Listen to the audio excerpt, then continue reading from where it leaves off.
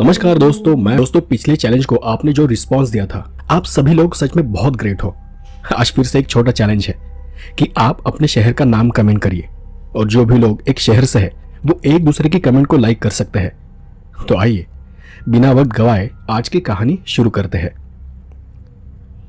शाम का समय था, हर तरफ रोना धोना शुरू था। मैं अपना चेहरा तौलिए से ढके हुए एक पेड़ के पीछे खड़ा था। बड़े बूढ़े लोग शांत थे, जबकि औरतें जोर जोर से रो रही थी। वहीं सामने एक जगह एक बच्चे का शव रखा हुआ था। 2.5-3 साल का होगा वो। मैं लगभग 1 घंटे से वहां खड़ा था और उसे दफनाने का इंतजार कर रहा था। आखिरकार कुछ बुजुर्गों ने पहल की और बच्चे के शव को एक सफेद कपड़े में लपेटकर गड्ढे में रख दिया। एक बार फिर महिलाओं की चीख गूंज उठी। उस पर नमक और नीम की पत्तियां फैलाई गई। आसपास खड़े लोगों ने उस पर माला, फूल, गुलाल की वर्षा की। सभी ने एक एक कर मिट्टी गड्ढे में डाल दी। वहां पास एक महिला रोते रोते बेहोश हो गई। वो जरूर उस लड़की की मां होगी, लेकिन मेरे दिमाग में कुछ और ही चल रहा था। मेरी भावनाएं मर चुकी थी। वो सब देखकर मुझे जरा भी रोना नहीं आ रहा था, बल्कि मैं इस तरह से छुप रहा था कि कोई मुझे देख न सके। आखिरकार उस गड्ढे के ऊपर पानी छिड़का गया और गड्ढे को मिट्टी से पूरा भर दिया गया। लोग एक दूसरे को सहारा देते हुए एक एक कर वहां से चले गए। अंधेरा हो चला था। रात के कीड़ों की किरकिराने की आवाज कानों पर पड़नी शुरू हो चुकी थी। सूरज कब का पश्चिम की ओर झुक गया था और अब उसकी लाल रोशनी आसमान में दिखाई दे रही थी। और मैं अब भी वहीं छुपकर बैठा था, क्योंकि मेरा काम अंधेरा होने के बाद शुरू होने वाला था। अंधेरा होते ही मैं तेजी से दूसरे गांव की ओर चल पड़ा। मेरा घर बगल के गांव में था। वहां से मैंने अपनी साइकिल ली और 3-4 मील दूर एक बंजर मैदान में पहुंच गया। वहां एक पुराने टूटे घर में एक बाबा रहते थे। बाबा दिखने में बहुत ही अजीब थे और इसलिए लोग उनसे डरते थे। आसपास के सभी गांवों में कोई भी उनसे बात नहीं करता था। कुछ लोग तो खुद उनके लिए धान लेकर झोपड़ी के बाहर रखकर चले जाते थे ताकि वो कभी गांव में ना आए। मैं भी उनमें से एक था। मैं पिछले 6 महीने से उनके पास आ रहा था, उन्हें अपना दुखड़ा सुना रहा था। मेरा दुख यही था कि मैं अपने सभी रिश्तेदारों में अकेला गरीब था। मेरा पूरा घर उजड़ गया था। 1 साल पहले मेरी पत्नी मेरे बेटे को लेकर घर छोड़कर चली गई थी। एक के बाद एक मुझ पर पहाड़ टूट रहे थे और मुझे बाहर निकलने का सिर्फ एक ही रास्ता दिखाई दे रहा था, और वो थे ये तांत्रिक बाबा। मैंने सुना था कि बाबा तंत्र मंत्र जानते हैं।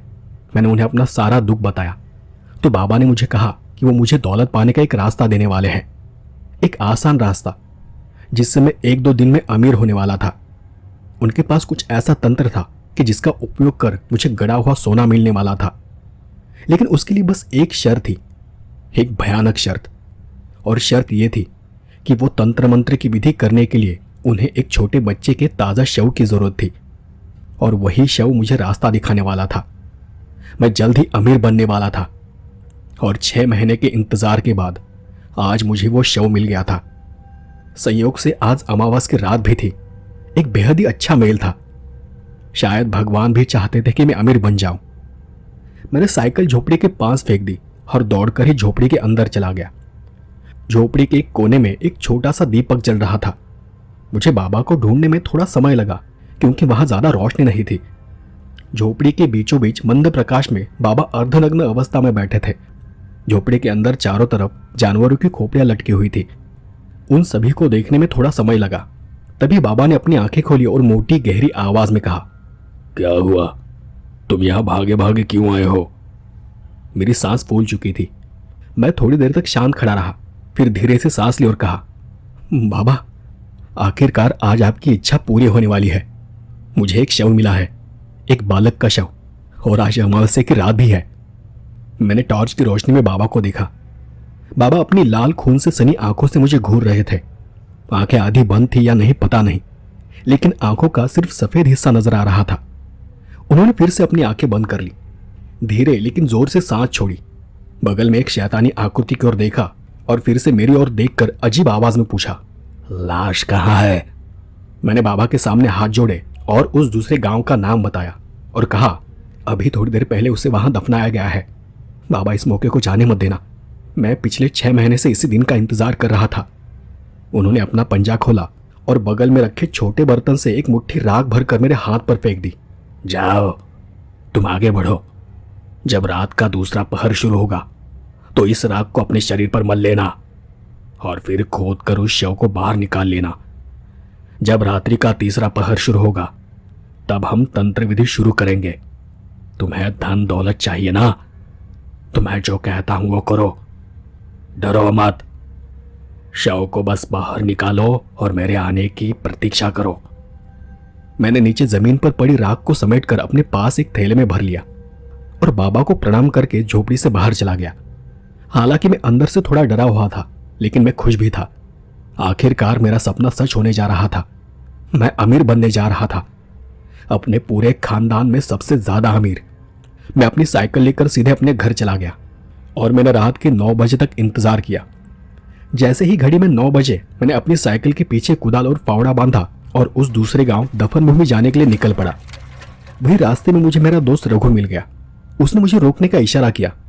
इतनी रात को कहाँ जा रहे हो? मुझे उस पर थोड़ा गुस्सा आ गया, क्योंकि मैं इतना जरूरी काम से बाहर जा रहा था और ये मेरा दोस्त किसी बिल्ली की तरह मेरा रास्ता काट रहा था। मैंने उसे साधारण सा जवाब दिया, कुछ नहीं, खेत के काम से जा रहा था। अरे लेकिन आज तो अमावस्या है और बारिश के दिन भी नहीं है। क्या तुम खेत में पैसों का पेड़ लगाने जा रहे हो? मैंने मन ही मन में उसे जवाब दिया, यही तो करने जा रहा हूं, बस तू पनौती मत लगा। लेकिन मैंने अपनी बात को टालते हुए कहा, मैं अपने खेत में नहीं जा रहा हूं, पड़ोस के गांव में कुएं का काम चल रहा है ना, उन्हें लोगों की जरूरत है, सोचा कि कुछ पैसे मिल जाएंगे, बस 1-2 दिन में वापस आ जाऊंगा। उसने अपना सिर हिलाकर कहा, हाँ ठीक है, अच्छी बात है, जाओ, जब तुम वापस आओगे तो मुझसे जरूर मिलना। मैंने भी सिर हिलाकर हाँ कहा और साइकिल पर टांग मारकर आगे बढ़ गया। 15-20 मिनट बाद मैं दूसरे गांव के बाहर एक कब्रिस्तान में पहुंचा। हर तरफ गहरा सन्नाटा छाया हुआ था। अमावस की रात होने के कारण गांव के लोग अपने अपने घरों में ही थे। आज कोई भी बाहर नहीं निकला था। आज सचमुच मेरे लिए बहुत अच्छा दिन था। मैंने टॉर्च की रोशनी में इधर उधर देखा, हर जगह पर देखा, वहां कोई नहीं था। फिर अपनी साइकिल को एक पेड़ के नीचे झाड़ियों में रख दिया ताकि आसानी से किसी की भी उस पर नजर ना पड़े। फिर कुदाल और फावड़ा लिया और मैं झाड़ियों के बीच से सड़क से नीचे उतर गया। थोड़ा नीचे जाने के बाद मैंने फिर से टॉर्च जला दी। स्मशान से थोड़ी ही दूरी पर वो दफन भूमि थी जहां उस बालक को दफनाया गया था। खोजते खोजते आखिरकार मैं एक मिट्टी के ढेर के पास पहुंच गया। ये वही जगह थी। ताज़ी खुदी हुई मिट्टी मुझे नजर आ रही थी और उस पर ताज़े फूल भी दिखाई पड़ रहे थे। मैंने टॉर्च को जमीन पर इस तरह से रखा कि उसकी रोशनी सिर्फ मिट्टी के ढेर पर पड़े और फिर मैं फावड़े से मिट्टी को खोदने लगा। आधा घंटा बीत गया होगा, करीब 10:30 बज गए होंगे। आखिरकार मिट्टी ढीली होने लगी और तभी मुझे फावड़ा कपड़े में फंसकर फटने की आवाज आई। सफेद कपड़ा थोड़ा ऊपर आ गया। मैंने तुरंत फावड़ा एक तरफ रख दिया और अपने हाथों से मिट्टी को हटाना शुरू किया।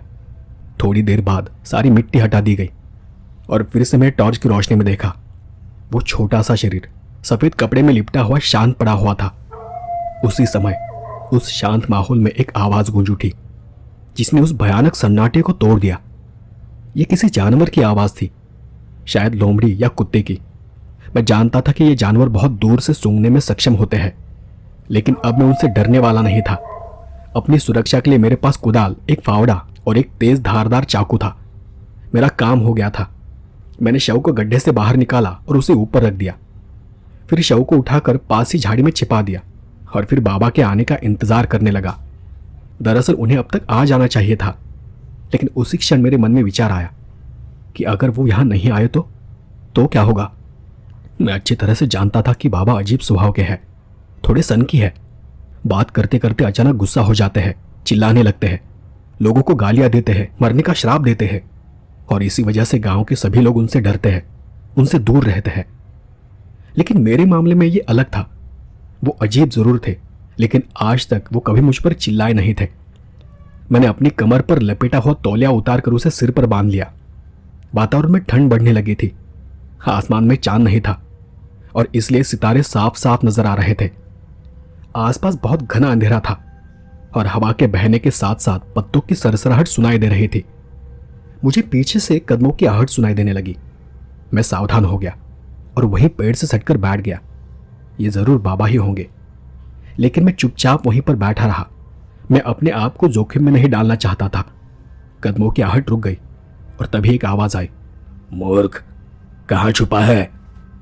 मैंने तुरंत टॉर्च चालू की और उसकी रोशनी उनके पैरों के पास जमीन पर डाली। उन्होंने मेरी ओर देखा और कहा, उठाओ इसे और नदी पर ले चलो। मैं तुरंत वहां से उठ खड़ा हुआ, कपड़े में लिपटे उस शव को उठाया और उनके पीछे पीछे नदी तक चला गया। उसका शरीर बहुत मुलायम था लेकिन बहुत भारी लग रहा था और इसलिए मैंने उसे अपने पेट पर उठा लिया। 5 मिनट में हम नदी के पास पहुंच गए। तब बाबा ने घनी झाड़ियों के बीच एक जगह को चुना जिसे बाहर से आसानी से देखा ना जा सके। वो वहीं पर बैठ गए और अपना झोला एक तरफ रख दिया और फिर मुझे कहा, इसे यहां लिटा दो, इसका सफेद कपड़ा खोल दो और इसे नदी के पानी से नहलाकर वापस यहीं ले आओ। यह सुनकर मेरे रोंगटे खड़े हो गए क्योंकि अब तक मुझे इतना डर नहीं लगा था जितना अब लग रहा था। जैसे ही मैंने उसे छुआ मुझे एक अजीब सा डर महसूस हुआ। मेरे हाथ से टॉर्च नीचे गिर गई। मुझे इस तरह खड़ा देखकर बाबा गुस्से में मेरी तरफ देखने लगे। मूर्ख, समय कम है, तीसरा पहर शुरू हो जाएगा, जल्दी से जा और जल्दी से नहलाकर उसे लेकर आ। मैंने लाश को नीचे लिटाया, धीरे से उस पर से कपड़ा हटाकर लड़के के फूले हुए शरीर को अपने पेट पर उठा लिया। उसका चेहरा देख मेरे रोंगटे खड़े हो गए थे। वो फिर से चिल्लाया, उठ मूर्ख, ऐसा बैठा मत रह, अगर समय चला गया तो वापस नहीं आएगा, भाग्य केवल एक ही मौका देता है। जैसे ही मैंने उनकी ये बातें सुनी मेरी आंखों के सामने पैसे आ गए। सोने के सिक्के, हीरे जवाहरात दिखाई देने लगे। मैंने शव को उठाया और नदी में उतर गया। उसे कुछ देर पानी में डुबा कर रखा, उस पर थोड़ा पानी डाला, फूल गुलाल सब कुछ साफ कर दिया और फिर उसे दोबारा पीठ पर उठाकर ऊपर आ गया। मैंने उस भीगी हुई लाश को फिर से सफेद कपड़े में लपेट दिया। बाबा ने कपड़ा खींचकर शव को अपने पास खींच लिया। अगली विधि के बारे में मैं आपको पूरी तरह से बता नहीं सकता क्योंकि वो इतनी अजीब थी कि उसे बताने से भी मुझे डर लग रहा है, लेकिन उसमें से थोड़ा बताता हूं। बाबा ने उस बालक के माथे पर किसी तरह का निशान बना दिया, उसके शरीर पर अपने पास का भस्म लगाया और उसमें से थोड़ा मुझे दे दिया। मैंने भी उस भस्मों को अपने शरीर पर मल लिया। फिर बाबा ने मुझे अपने कपड़े उतारकर उस शव के सामने बैठने को कहा। मैंने अपने कपड़े उतारे और शव के सामने बैठ गया। तब तक बाबा ने शव के पास एक छोटी सी आग जलाकर रख दी। शायद कुछ देर बाद तीसरा पहर शुरू हो गया क्योंकि करीब आधे घंटे तक मौन बैठे रहने के बाद अचानक उन्होंने जाप शुरू कर दिया था। वो अपने पास की कुछ चीजों को आग में डाल रहे थे और कुछ शव के चेहरे और शरीर पर। यह सब कुछ इतना डरावना था कि मैं अब वहां से भाग जाना चाहता था, लेकिन पैसे मेरे सामने नाच रहे थे। मुझे आंखों के सामने धन दिखाई दे रहा था, सोने के सिक्के दिखाई दे रहे थे।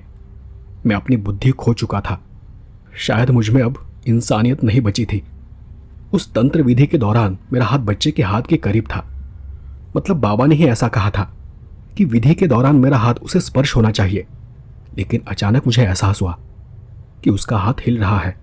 मैंने घबराकर अपना हाथ पीछे खींच लिया। ऐसा महसूस हुआ जैसे मुझे झटका सा लगा हो। मैंने उसके हाथ की ओर देखा।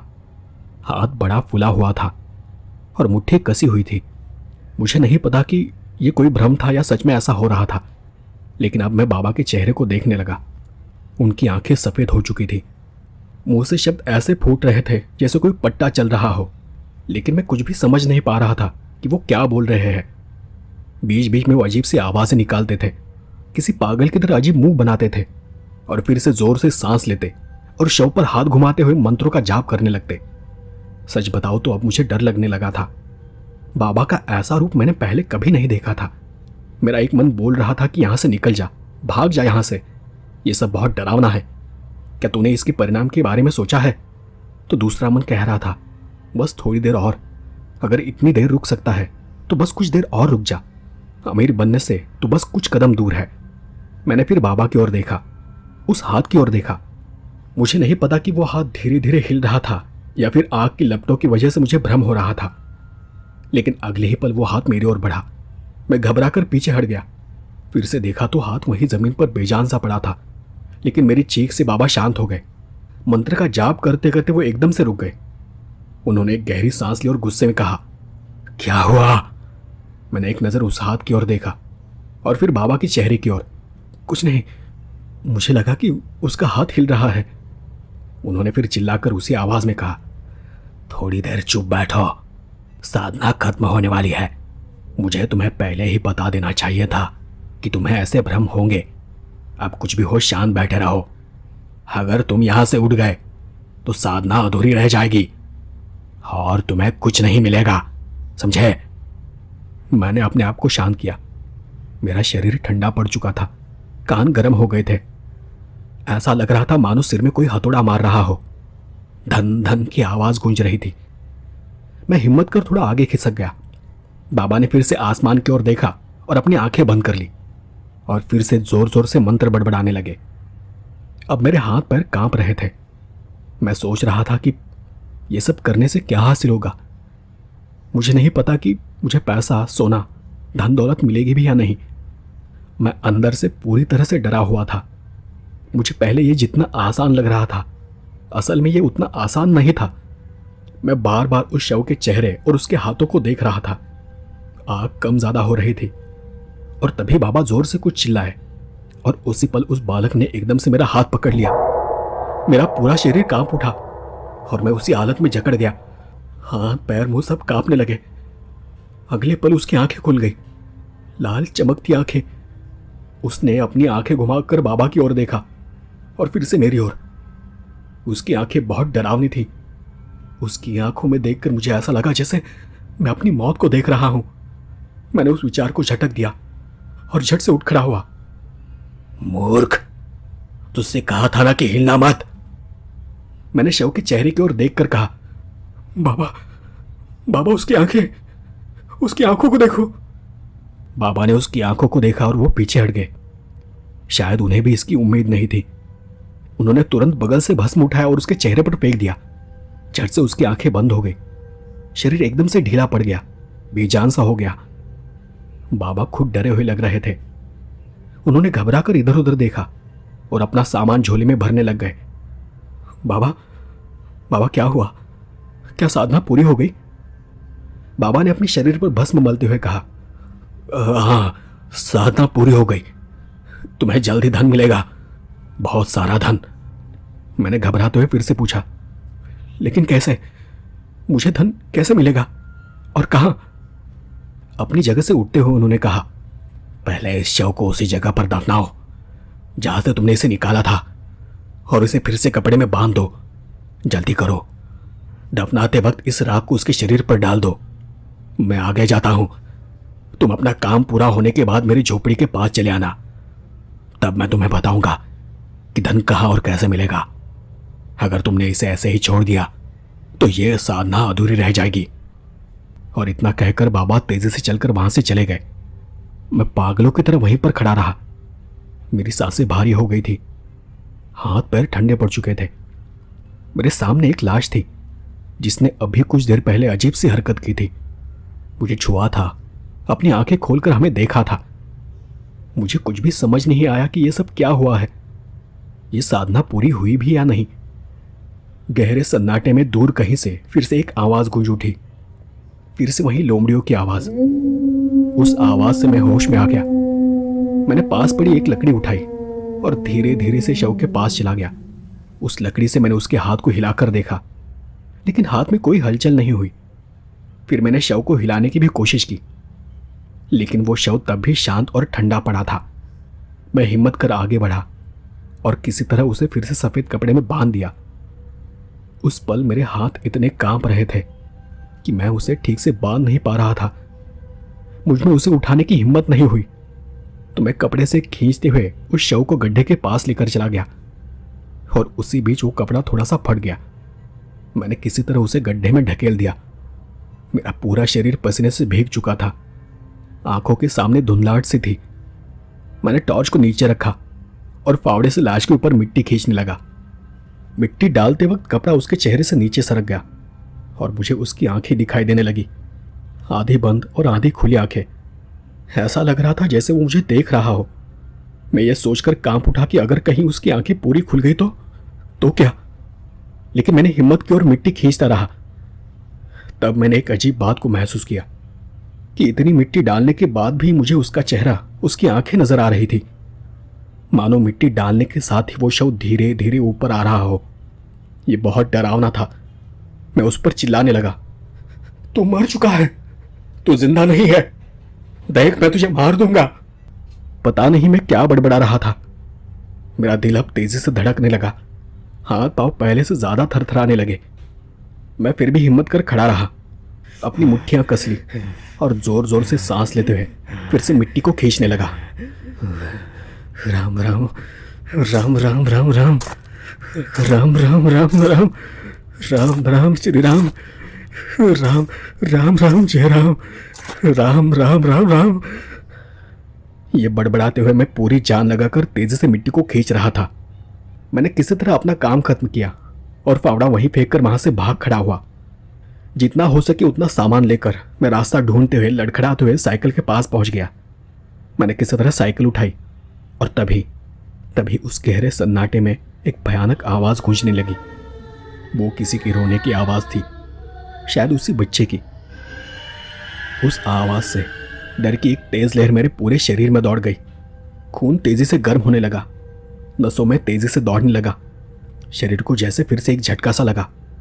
एक बार पूरा शरीर कांप उठा और मैं उसी हालत में साइकिल को भगाते हुए वहां से निकल पड़ा।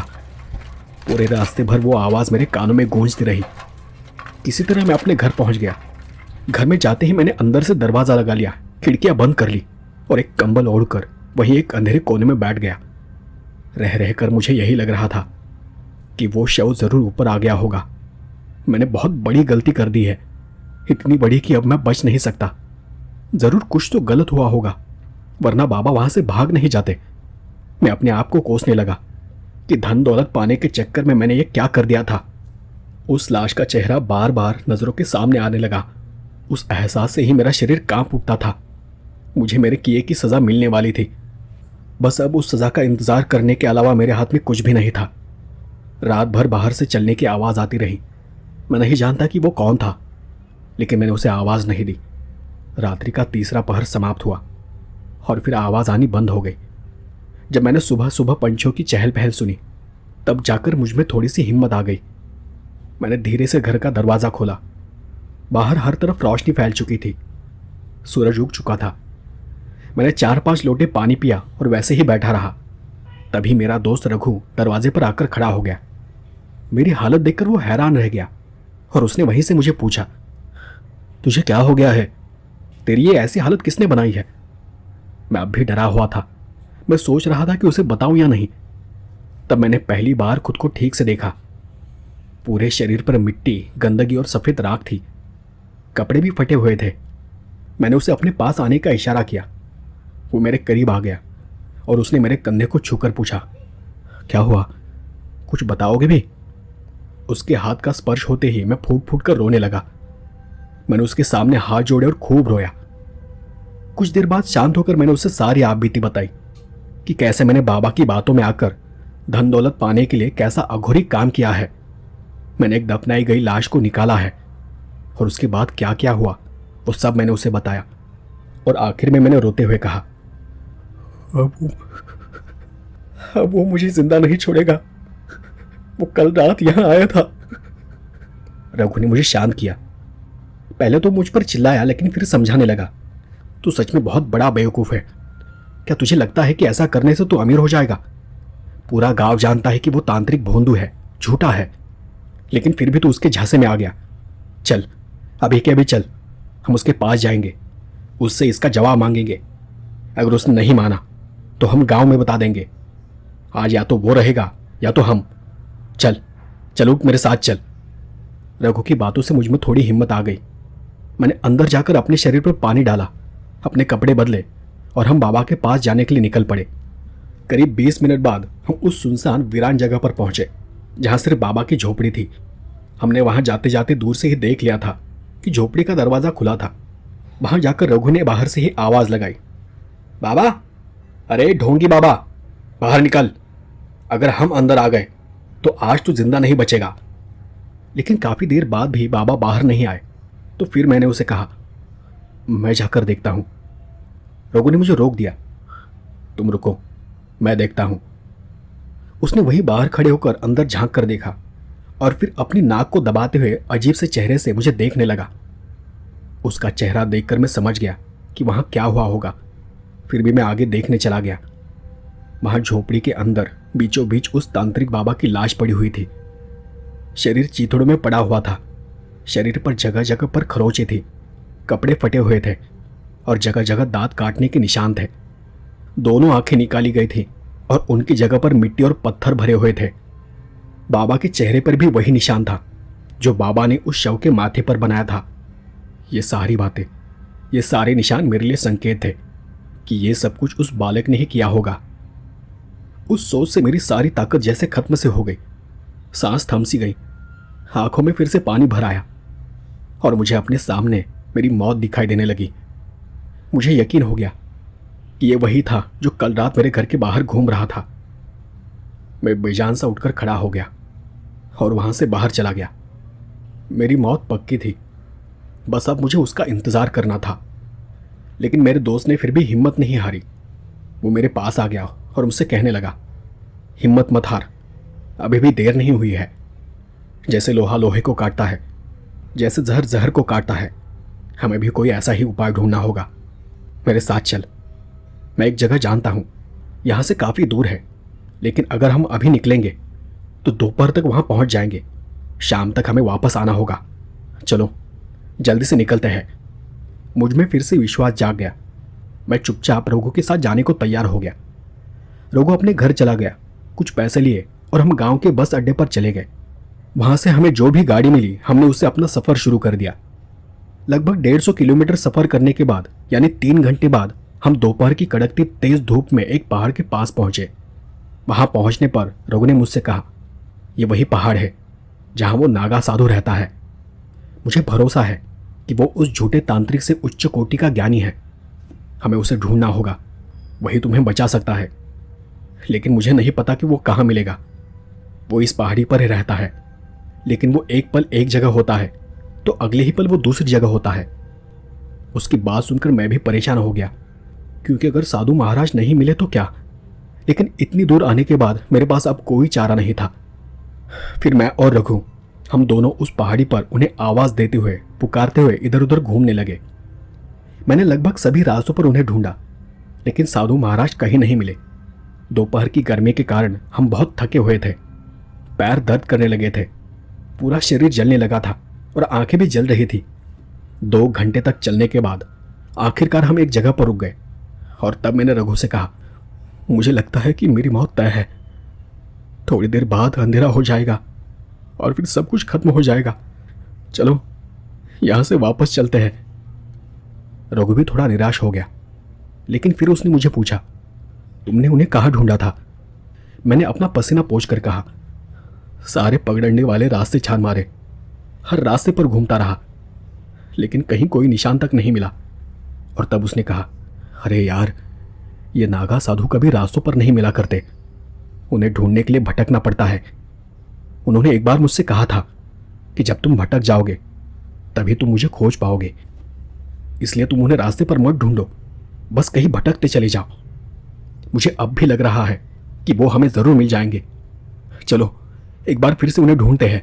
और हम दोनों फिर से उस पहाड़ पर झाड़ियों के बीच से चलने लगे।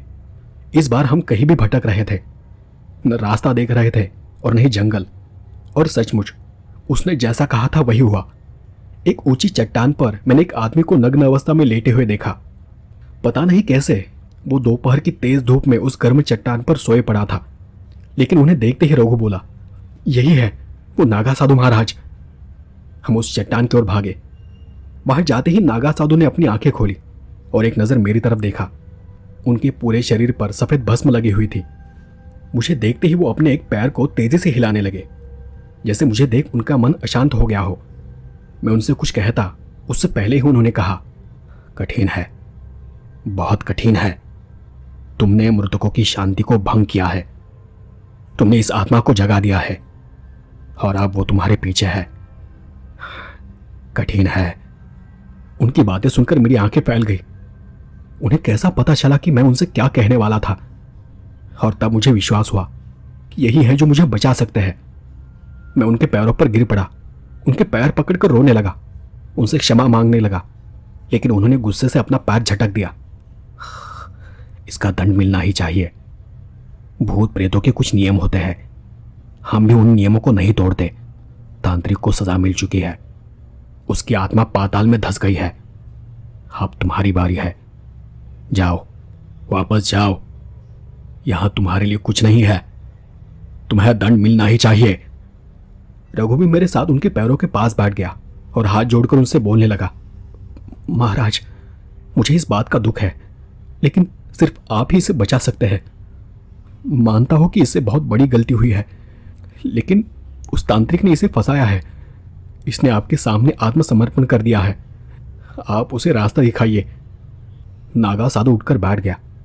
वो अपनी जटा को आगे लेकर उसे सहलाने लगा, फिर आकाश की ओर देखकर कुछ इशारे करने लगा, कभी हाथों से, कभी आंखों से, तो कभी गर्दन हिलाकर।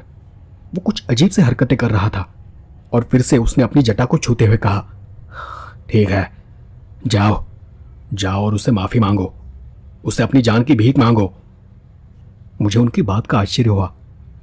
महाराज, महाराज, मैं उसका सामना नहीं कर पाऊंगा, मुझ में इतनी हिम्मत नहीं है। अगर आप हमारे साथ आ जाते तो। मेरी बात सुनकर महाराज जोर से सिर हिलाने लगे और मुझ पर झल्ला उठे। हिम्मत नहीं है, साहस नहीं है। जब तुमने उसे जगाया था तब तुम में इतना साहस कहां से आया था? तब डर नहीं लगा, और अब क्षमा मांगने की बात आ गई तो साहस नहीं है। जाओ जाओ, वरना मैं लात मारकर तुम्हें पहाड़ से गिरा दूंगा। पहले ही बहुत समय बर्बाद हो चुका है। जाओ, नहीं तो यही मारे जाओगे। उनकी बात सुनकर मैं काफी डर गया। मैं चुपचाप उठ खड़ा हुआ और वहां से जाने लगा। रघु भी मेरे पीछे पीछे आ गया और जाते जाते उन्होंने रघु की ओर देखकर कहा, और तुम भी ऐसे लोगों से दूर रहो, नहीं तो तुम भी मारे जाओगे। रघु ने एक नजर मेरे चेहरे को देखा और बस एक शब्द कहा, चलो। हम उस पहाड़ी से नीचे उतर आ गए और तब मैंने रघु से पूछा, तुमने उनसे कुछ कहा क्यों नहीं? शायद वो तुम्हारी बात मान लेते, हमारे साथ आने को तैयार हो जाते। इस पर रघु ने शांति से मुझे जवाब दिया, ये लोग भविष्य को देख सकते हैं।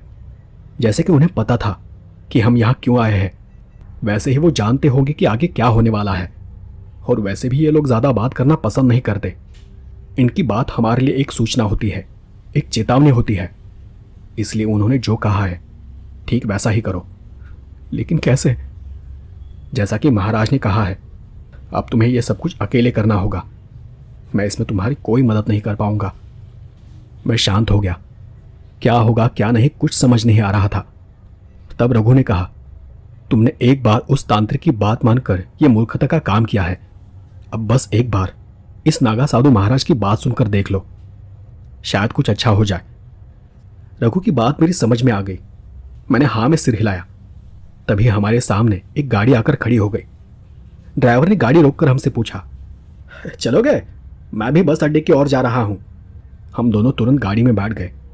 जब हम स्टैंड पर पहुंचे तो वहां भी हमें तुरंत बस मिल गई। गांव जाने पर भी तुरंत हमें गाड़ी मिल गई और हम घर पहुंच गए। अंधेरा होने में कुछ ही समय बाकी था और उससे पहले हम घर पर पहुंच गए थे। ये मेरे लिए एक चमत्कार जैसा था। ऐसा लग रहा था मानो वो मेरी मदद कर रहे हो, क्योंकि जितना वक्त हमें वहां जाने में लगा था उससे भी कम वक्त में हम वापस घर आ गए थे। इस बात से मुझे अच्छा लगा। मुझ में और हिम्मत आ गई और फिर मैं रात होने का इंतजार करने लगा। धीरे धीरे रात होती गई। हर जगह गुप अंधेरा था। जैसे ही घड़ी में 9 बज गए, मैं घर से निकल पड़ा। जाने से पहले रघु ने मुझसे सिर्फ एक बात कही, चाहे कुछ भी हो जाए, महाराज को याद करते रहना, वो तुम्हें जरूर बचा लेंगे। मैं महाराज को याद करते हुए उस कब्रिस्तान की ओर चलने लगा। रात बहुत शांत थी, घना अंधेरा था। कब्रिस्तान के पास जाते ही मेरी चाल धीमी हो गई।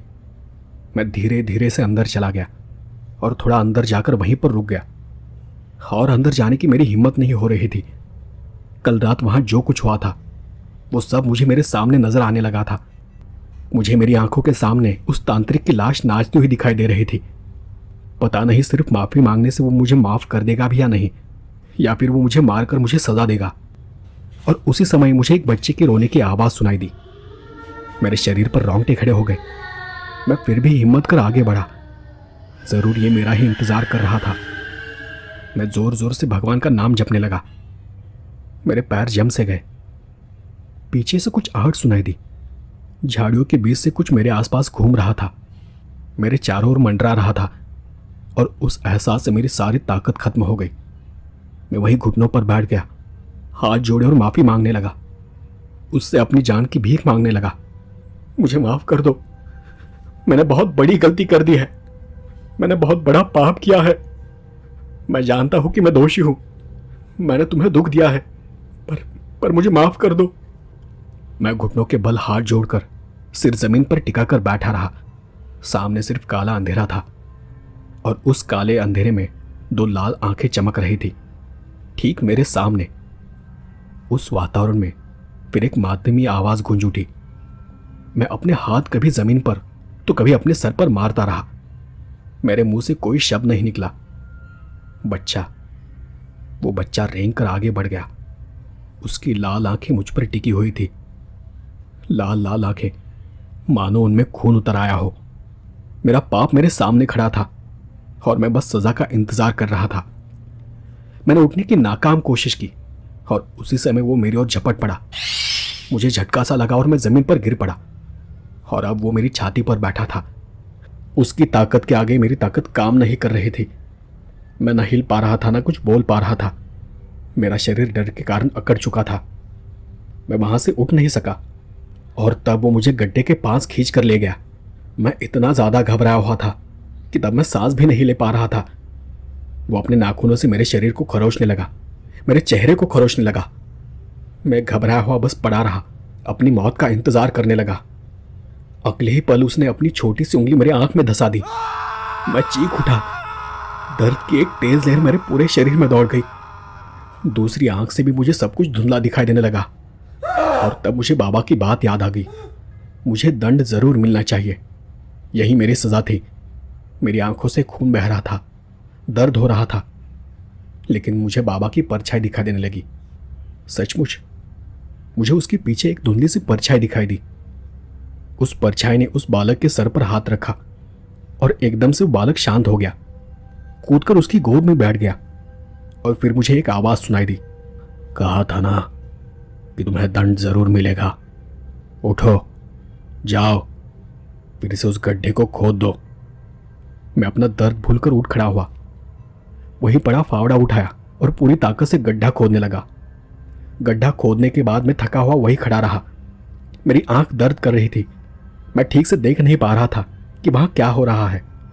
बस एक धुंधली सी परछाई मुझे नजर आ रही थी। और तब वो परछाई जाकर उस गड्ढे में बैठ गई। उसने उस बच्चे को अपनी गोद में ले लिया और उसे सहलाते हुए शांत करने लगा।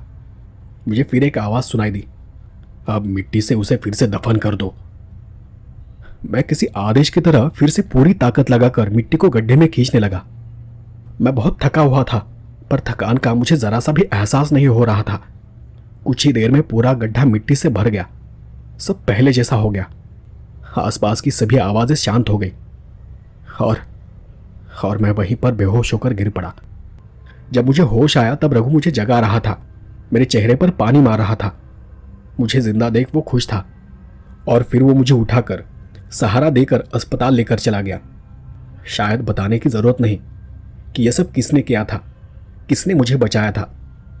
मुझे मेरे पापों की सजा मिली थी, जरूर मिली थी, लेकिन मैं इस बात से भी खुश था कि मेरी जान बच गई थी। इन सब से मुझे एक सीख मिली, बहुत बड़ी सीख। शायद आप भी समझ गए होंगे कि वो सीख क्या थी। तो दोस्तों, ये थी आज की कहानी। आपको ये कहानी कैसी लगी मुझे कमेंट कर जरूर बताएं और साथ ही ये भी बताएं कि वो सीख क्या थी। तो आज के लिए बस इतना ही। मिलते हैं अगले एपिसोड में ऐसी ही किसी डरावनी कहानी के साथ। तब तक के लिए धन्यवाद।